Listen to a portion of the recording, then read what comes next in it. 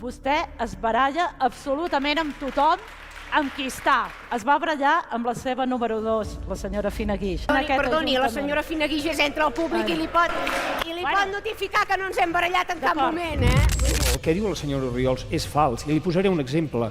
Vostè diu tancarem la mesquita. Vostè no pot tancar una mesquita. El meu programa electoral, senyor Joaquim Colomer, no diu que tancaré la mesquita, diu que iniciarem els tràmits legals per intentar tancar la mesquita, com s'ha fet arreu d'Europa quan hi ha hagut processos de radicalització vinculats a actes terroristes. Perquè quan qui atempta contra els drets de les nenes i les dones és l'islam, vostès acoten el cap i miren cap a una altra banda. Això no és feminisme, senyora Chantal, això és covardia.